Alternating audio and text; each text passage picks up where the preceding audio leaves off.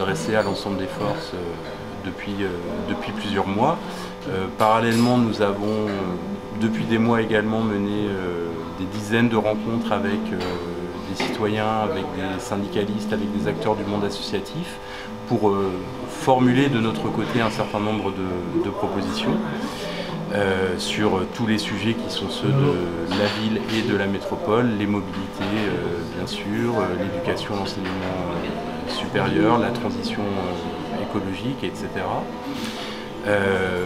Aujourd'hui, nous voulons passer un cap supérieur dans notre entrée en campagne.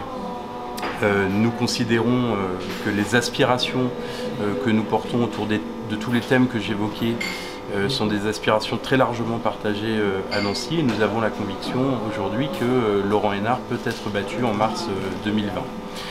Donc en conséquence et en partant de cet objectif-là, nous avons fait le choix cette semaine de rejoindre le collectif citoyen, les militants de gauche, les militants écologistes qui sont à l'œuvre pour construire une liste autour de la candidature de Mathieu Klein et de construire un projet pour la ville et pour la métropole.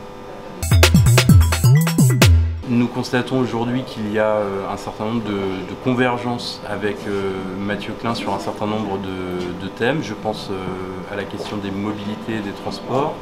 Je pense également à l'accent qui est mis sur la nécessité d'une action publique forte sur l'égalité entre les femmes et les hommes, des dispositifs de lutte contre les violences faites aux femmes, sur la question de la démocratie locale ou encore du soutien à la vie associative.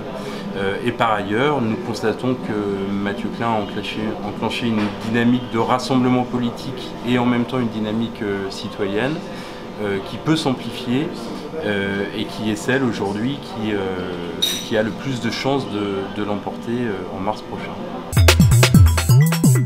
Notre collectif, la section du Parti communiste de Nancy, fait aujourd'hui la proposition de 6 candidatures sur cette liste qui est en train de se construire.